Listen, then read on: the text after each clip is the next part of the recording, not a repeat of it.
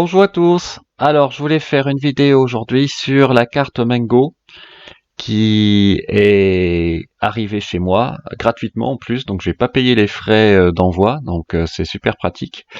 Et je voulais faire donc un récapitulé des avantages de cette carte, sachant que évidemment elle est gratuite, il n'y a pas de contrat, pas de frais d'abonnement, etc.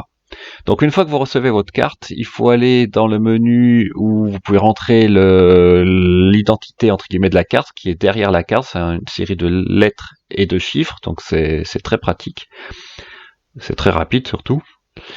Et voilà, c'est ce menu-là où vous rentrez votre numéro de carte, et donc après votre carte est active, à condition évidemment de rentrer, vous verrez à la fin, un compte bancaire. Alors les tarifs, c'est là où ça devient intéressant.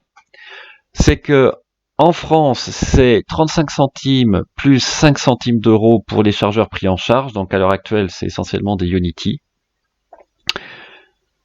Donc c'est les prix à gauche en bleu. Si vous restez plus d'une heure sur une station, c'est 10 centimes à la minute, donc ça peut aller vite. Et si c'est une station en courant alternatif, c'est 10 centimes aussi à la minute au bout de 4 heures de stationnement de charge sur cette borne à courant alternatif.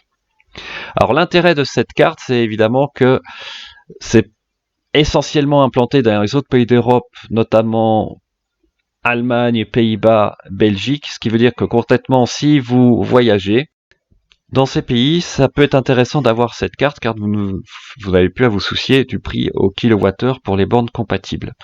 Alors là, vous regardez, si j'inclus toutes les bornes sans faire de critères de sélection dans l'application, j'ai pas mal de bornes en France, mais vous voyez, elles sont blanches généralement, ce qui veut dire qu'à mon avis, la tarification n'est pas celle proposée par Mango. Si vous sélectionnez des bornes spécifiques type 2 ou CCS, vous pouvez aussi sélectionner évidemment la durée, la puissance de charge, soit supérieure à 50 kW, ou vous pouvez aussi varier sur la puissance. Alors vous voyez que là en France il y en a beaucoup moins, vous avez une verte qui est au-dessus de Strasbourg. Par contre vous en avez toujours beaucoup en Allemagne, et quand vous cliquez dessus, c'est soit des icônes vert ou orange, donc pour moi ça veut dire qu'elles sont prises en charge par Mango au niveau de la tarification. Et en France, vous voyez, il y en a beaucoup moins, hein, donc quand vous êtes vers Lyon par exemple, et ce sont les stations Unity, donc à la limite c'est bien parce que c'est ce qui intéresse notamment les propriétaires de voitures électriques hors Tesla, et peut-être aussi Tesla dans certaines conditions. Et les voilà avec un zoom au niveau de la région de Vienne et de Lons-Saunier. Vous voyez, on voit les différents points de charge. Et vous voyez si les bornes Unity, alors là c'est pas une borne en France, mais si les bornes Unity sont disponibles, vous pouvez scanner le QR code pour déclencher la charge si nécessaire, ou aussi le faire manuellement, évidemment avec le badge sur la charge, sur la borne, donc il n'y a pas de problème. Vous pouvez aussi rentrer le numéro de la station si nécessaire. Ce que je disais, c'est dans ce cas l'entrée manuelle. Mais bon, en théorie, avec la carte, vous apposez la carte sur le lecteur RFID de la borne Unity et il n'y aura aucun problème. Et d'ailleurs, Nuage Magique l'a très bien montré dans sa vidéo. Alors, un point que je voulais noter, c'est que il faut rentrer absolument son compte IBAN. Alors je trouve ça un peu dommage, j'aurais préféré pouvoir mettre un compte PayPal par exemple, je trouvais qu'au niveau confidentialité entre guillemets c'était mieux, ce qu'il propose notamment Plug Surfing. Bon là il faut vraiment mettre son compte bancaire, il n'y a pas le choix.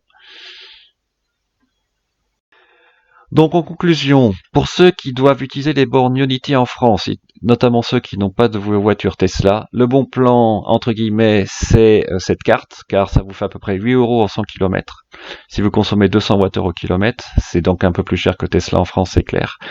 Par contre, en Allemagne, aux Pays-Bas, c'est 35 centimes au kilowattheure, et quand vous savez que Tesla en Allemagne, c'est 33 centimes, eh bien ça se discute, hein.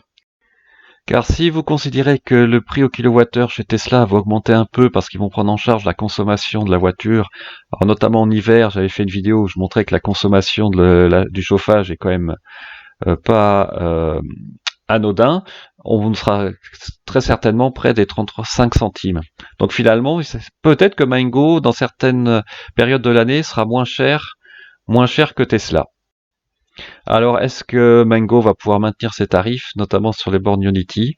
Est-ce que Tetla va garder son tarif de 33 centimes en Allemagne?